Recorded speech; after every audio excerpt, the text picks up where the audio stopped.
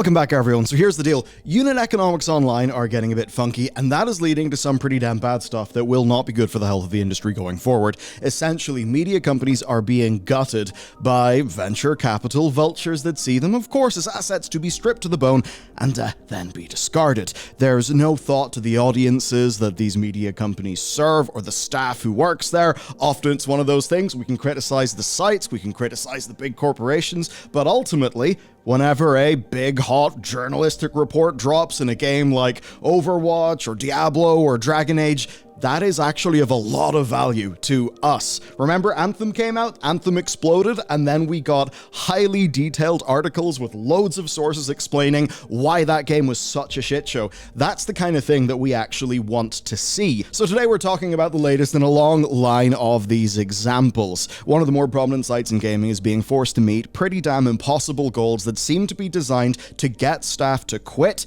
likely to replace their work with AI slop, because this group has said that they want to do that, and eventually there will be nobody really left to stop the executives from just selling the brand entirely. And look, have you ever wondered why you're kind of getting, less of the journalism and more of those like horrible SEO keyword stuffed guides that are kind of shitty? This is why, and today we even have a convenient villain, and that guy is Jim Spanfeller. We're going to be talking about what Jim has been doing. It ain't good, but there is a silver lining, because as the Jims of the media world kind of, tighten their stranglehold and things, and as people flee these sites, well, we start to get things like Second Wind appearing. Of course, Second Wind was the Escapists video team being driven out, not by Geo Media, but by Gamers Group. That's another example of that. It's led to Second Wind, and I think we can definitely say that that is a big win for people. So we're going to see less of the big media companies, but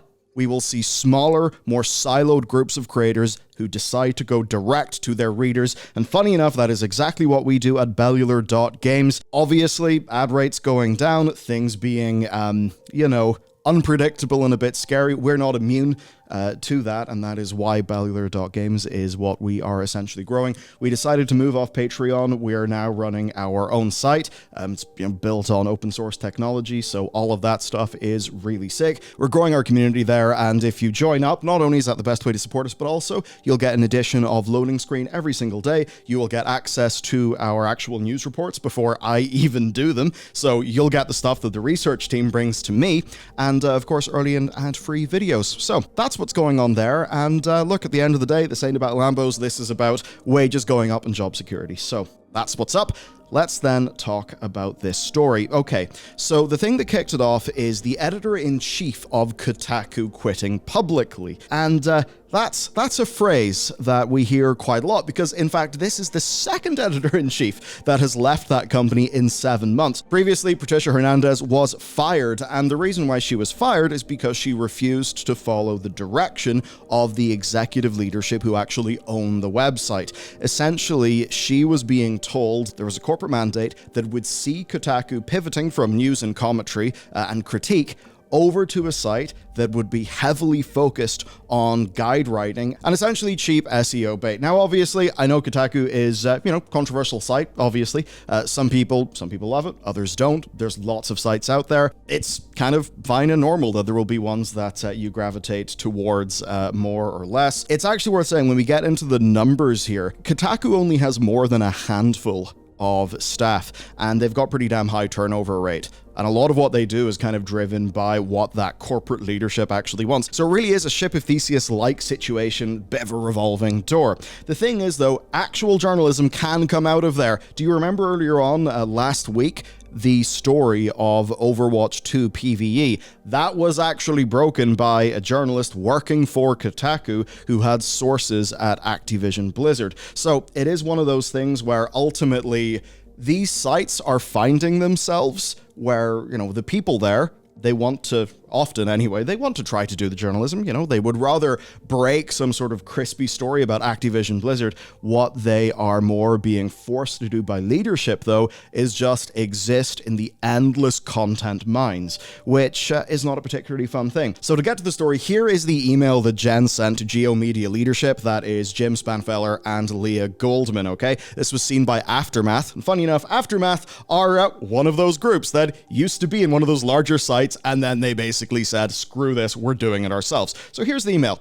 After careful consideration, I have concluded that the current management structure and decision-making processes at Geo Media are not aligned with my values and goals for Kotaku. I firmly believe that the decision to invert Kotaku's editorial strategy to deprioritize news in favor of guides is fundamentally misguided given the current infrastructure of the site. This decision is directly contradicted by months of traffic data and shows an astonishing disregard for the livelihoods of the remaining writers and editors who work here. And then she publicly tweeted some personal news. I've resigned from Kotaku and Jim is a herb. And if you don't know what that means, basically, Jim reportedly, allegedly gets very angry when people call him a herb. It's sort of like a Geo Media insider thing. So as much as Jim might be offended that he has been called a herb in public, there's actually a bit more here, because to say that this is just they want to deprioritize news and do some guides, that's actually kind of downplaying things. When we get into allegedly what some of the goals are that would be set for staff going forward, they do appear to be impossible to achieve in a way that would actually serve audiences, which basically means it's either total uber slop or it's just, a justification to get people to quit the site, or time-saving technologies of AI to use that instead. So let's actually properly get into things then. The 7-person writing team at Kotaku, which by the way is pretty damn tiny for a site of that size, so the 7-person writing team would be required to publish 50 guides a week. Now, a guide is not a news post, okay? If a bit of news happens, look, it's pretty easy to do. There'll be a press kit with some images. You can just write up what's happened. It's easy, right? We all know that that's kind of easy to do. A guide, though, is a bit different. It requires careful wording, screenshotting, understanding exactly what an audience wants to know as the person doing the guides is playing through the game. Making good guides is a discipline, and often it ends up being a pretty thankless one that never really gets enough credit. But we all know times we've looked up a guide online and, be it a forum post on GameFAQs or something like that, it's been great. But what they're asked to do is, yes, 50 guides a week, which would mean that every staff member would be required to play, learn, and then write up guide content, which essentially would remove the space for just about everything else. Now, for context here, right, the current total post count, allegedly that's sort of expected from staff, is a minimum of 4 posts per shift from staff across all fields. Now, if your boss just says, we need 4 posts, that's already going to incentivize you to not do good work. You're like, okay, I need 4 posts. Is that a Reddit post that looks spicy? Bam, I'll grab that and I'll put it in the box. Is that an interesting article over in VGC? Cool, I will summarize it, rewrite it, and then we will post it and we will say via VGC at the bottom of our post. Like, if you're ever wondering why a lot of these game sites end up looking the way they do, it often is things like that. Because at the end of the day, what you want to do is more things that can be SEO friendly so you can get more page views so that you can show more advertisements to people. Which, hey, the advertising model, you can see ways where it's good, where it does keep content, free to access, but you can see the bad incentives. Now, this whole 50 guide a week thing is quite hilarious when you compare it to IGN. So this is fairly interesting, just some analysis here.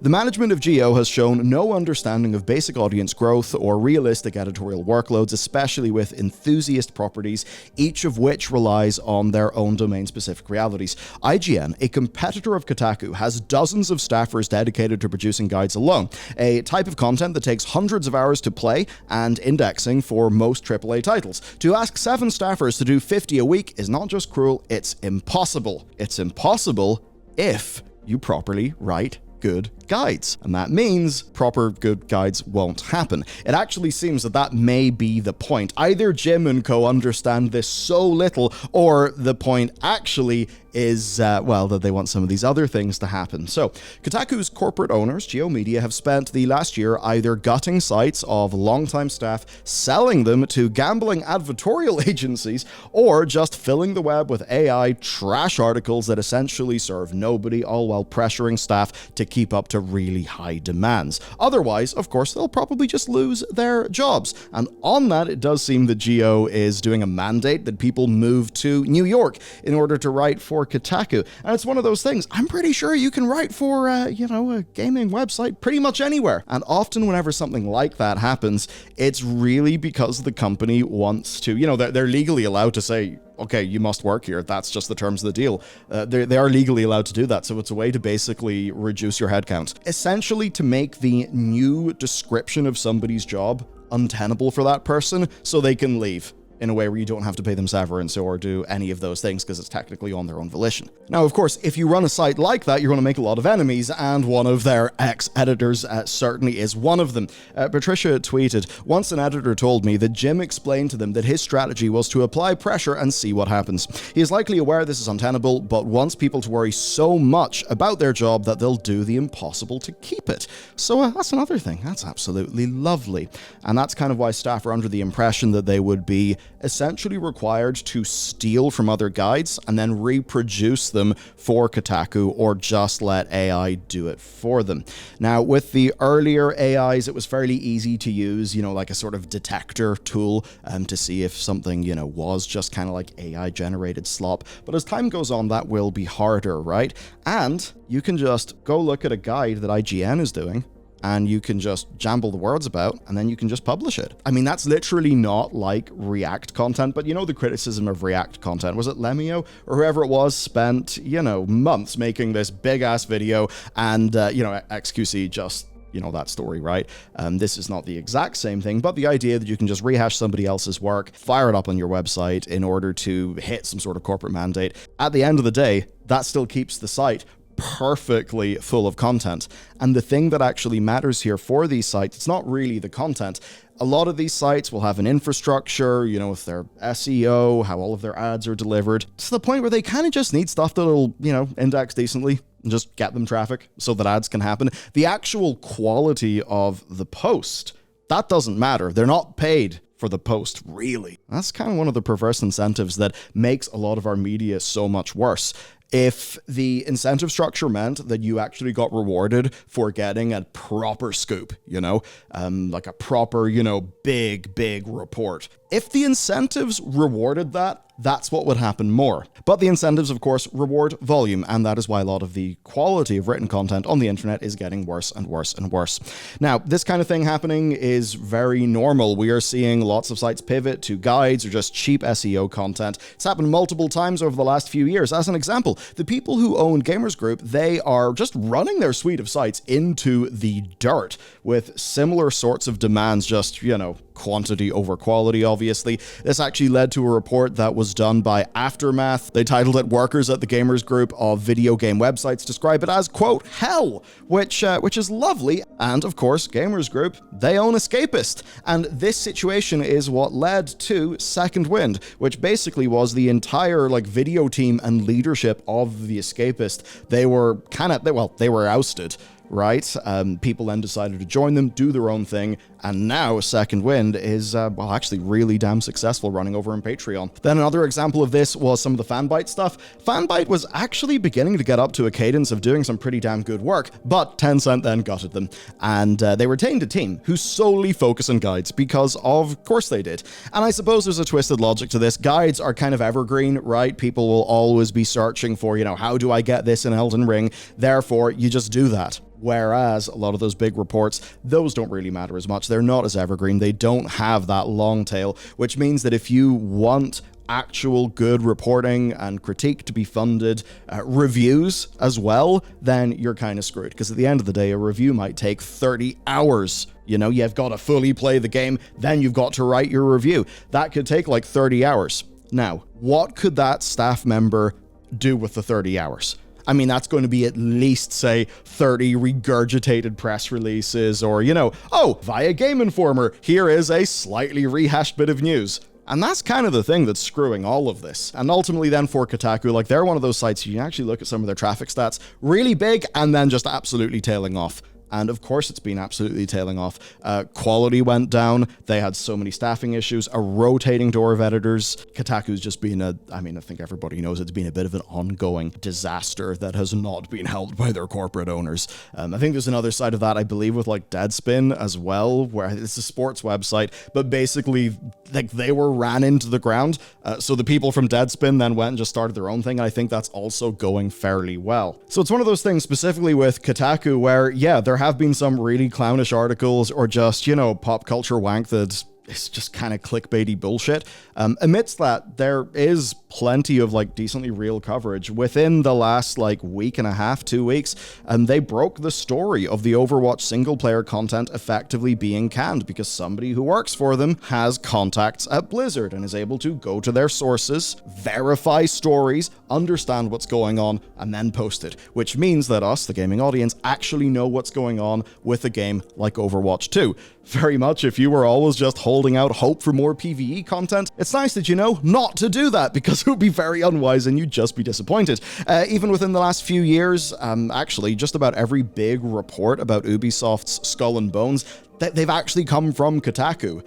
We've had multiple stories revealing the inner workings of Microsoft Studios around their acquisitions and stuff like that as well. Corporate malpractice stuff. When the Activision Blizzard scandals were being highlighted, Bobby Kotick actually considered buying Kotaku in order to shut down the journalistic things that their staff were trying to do. Which, hey, that's a nice Bobby move, isn't it? What a guy. And it's one of those things when you actually sort of follow the names. Quite a lot of people who have ended up doing quite well. They kind of did their tour of duty at Kotaku. And I say it that way because Kotaku has really, it seems anyway, to have been a very shit place to work for ages. And I think often not because of the editors-in-chief, more because of the, corporate mandates that are being thrust upon them. And look, I think that's the sort of thing that most of us can empathize with. The idea that, well, okay, to cut a long story short, shit flows downstream. So basically, as with all things, Kotaku has been a mixed bag. There have been some really great reports. There's also been some kind of stupid stuff, and they generally have been happy to go in, let's just say, a more opinionated angle on things, which there is more than their right to do, but that does certainly mean that their name gets out there, not always in the best way. They, I know, on Twitter have had basically the way that they have wrote some of their tweets has been really bad. Operating in YouTube, I know how to title things such that people will be interested in them and will click them, but not to just purposefully turbo and rage people. And I think one of the L's that Kotaku very much had for ages was just really quite poorly calibrated titles. It's one of those things like there's the headline and there's more nuance in the actual body of something. I think an example of this being done quite well actually is PC Gamer. Whatever's happened, somebody in PC Gamer has been able to just get longer headlines, and some of their headlines are actually kind of hilarious. So I don't know, maybe we'll flash a few decent bangers on the screen for you. The core point here is the line must go up at absolutely any cost, and it is bad for us because it means that we will find out fewer things. So let's talk about the line must go up. The people who own Kotaku and every other site under Geo Media are idiotic vandals. They are not interested in serving audiences with quality writing. It's one of those things, a lot of these sites, they start off with a sense of mission, right? People found the site, get people together because they want to talk about games, they want to do reviews, they want to cover the news, they want to do, research, journalism, but then, invariably, it gets sold. It gets sold to another sort of owner. And in the case of Geo Media, that is not a mission-driven organization. Its only mission is line go up. In a business like, say, our one, line go up is good, but our mission is to make good content for you. And that's the thing that's going to come first, because in our opinion, that is what makes the line go up. But if you are Geo Media and you couldn't give a shit about games and you just see these as assets that you own and you want to tweak them so the numbers go up, then that's obviously going to be terrible for the actual original purpose of those assets. In an exit interview, it is explicitly this kind of thing. It is why Jason Schreier left the site in 2020, and this has basically been echoed in just about all of the conversations that ex-staff have had in the intervening years. Geo Media exists to do asset flips. Get it? Got it? Sell it. done. And the bit that's hilarious is a lot of these sites were in nice, profitable states when they were acquired, and then, because of all the misguided bullshit, they end up being gutted. So here are some choice examples. GeoMedia tried to kill every piece and succeeded on a couple of investigative journalism pieces I ever wrote at Kotaku, and it's infuriating that AI-generated garbage is what they are investing their resources into. Kotaku is now down to 3 editors, including the editor-in-chief. For reference, I had twice that number a few years ago. So all of this is a recipe for content that would appear to us to be lazy, but it's actually not lazy. It's just done as quick as fucking possible because the people who have to do it are under pretty unfair, pretty damn unrealistic targets. And whether you agree with their opinions or their politics or, any of that, a lot of them are basically saying that part of the point here is that the GeoMedia demands are not good ideas to increase traffic. I mean, imagine whatever company you work at. Imagine you get acquired, but you get acquired by somebody who just sees you as an asset. And then, you start getting orders that to you make absolutely no sense because if you say work in the front line, you actually understand what your job is. Here's a fun little statement. Traffic across GeoMedia has fallen from 33 million unique users in 2019 to 21 million in December 2023, according to ComScore. So there you go. Big Jim has nearly halved. And I'll tell you, right? You see, in 2019, there was a lot of spicy gaming news. Man, I mean, the gaming news is very spicy these days. Like, how from 2019 to now you can fail to grow, I do not know. Because there's just been free news like every 2 days.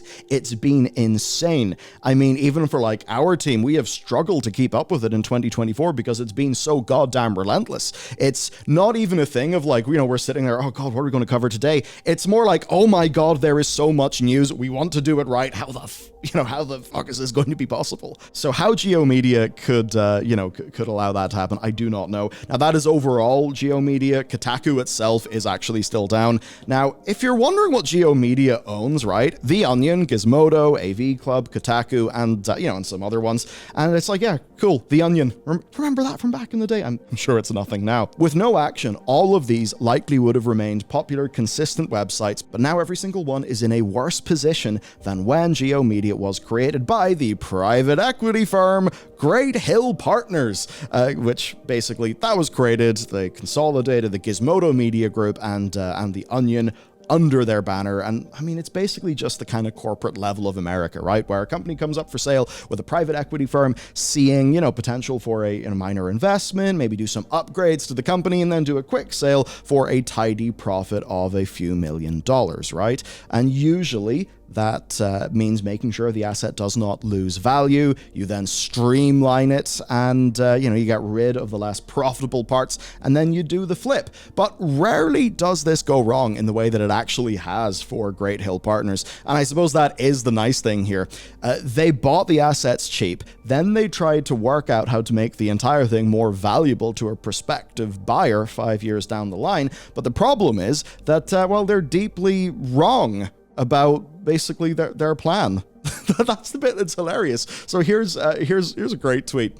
Jim Spanfeller once bragged about how Forbes published 5,000 posts a day under his reign. So like, how much does he really know about deeply reported niche journalism? And obviously, if you know Forbes, that used to be a name that I think people gave a shit about. Now Forbes is just synonymous with an endless torrent of articles. So even beyond sort of big picture like mismatches with sites and audiences, this is a leadership team that's directly interfering with the day-to-day, and the Daily Beast gave a bit of insight on this last year. Spanfeller, who insiders claim is obsessed with the number of articles each site published in a day, grills editors at a weekly traffic meeting about their respective site's performance. Quote, he is too focused on small details of headlines when an article goes up to understand an online news site, one Geo staffer told Confider. Essentially, it's a bit of, missing the forest for the trees. So essentially, that's where we're at. Big Jim has came in, he's gobbled up a whole bunch of sites, and he's kind of, ruined all of them, which is bad. Look, I think we all know that if the main thing that is being measured is the number of articles per day, and that is the line that has got to go up and, up at any cost while reducing staff, all of that stuff, we all know less journalism is going to be done. We're going to get SEO trash soon, or maybe even right now. We're just going to be getting stuff that is rewritten in, Claude or GPT-4, or I suppose GPT 4.5 whenever that comes out. That's not a world that I want, because one of the challenges here, as a lot of the AI stuff is rising, this bit can't be replaced by AI right now. So a lot of what we do is we aggregate, we synthesize, we try to check things out so that whenever we actually bring story to you, well, we've actually done quite a lot of work before, before it even gets into a document and before I actually go and record it and, deliver the news to you, right? So there's value that we do there that I think can't really be as well captured by an AI. There is then, me talking to you about the stuff, trying to bring, some of my knowledge experience, which, is, I'm not going to say it's a lot, but whatever it is, right? This is the thing that's like hard to replace by AI. And I think it's kind of telling that when you look at Second Wind, you look at Aftermath, you look at Easy Allies, that is all these people definitely taking a humongous hit in page views. But they're going independent directly to the audience that they know they have. They have a more personal connection with that audience. And I think for everybody involved, that is just a far more fulfilling world to be in than in Big Jim's 5,000 articles a day world. Because, ouch. So there you go. We've talked about Games Media. If you would like to support what we are doing in Games Media, of course, Bellular.games is the place to go. That's where you'll get our videos early. You'll get them ad-free. Also there, we publish loading screen. We do that on a daily basis. And of course, our research reports go up there before I even see them. And we also hang out with you guys over on the Members Lounge Discord. And look, it really does make a big difference. So that's the crack with that. Hope you found today's little dive into the venture capitalist vultures screwing up our industry. Because, hey, this is the kind of thing. It ain't sexy, but we definitely should be talking about it because it is the root cause of so much of the bad stuff that we see. And ultimately, you can talk about the bad stuff, you can talk about all the details, or, look at that headline in this article, it's stupid, it's annoying, or, why is this a daft take? But if you actually go kind of a level behind that, you can sort of see who's really pulling the strings and changing the incentives, and ultimately those incentives produce what we see. That's why we should be aware of them. I hope you have a fantastic day. See you next time.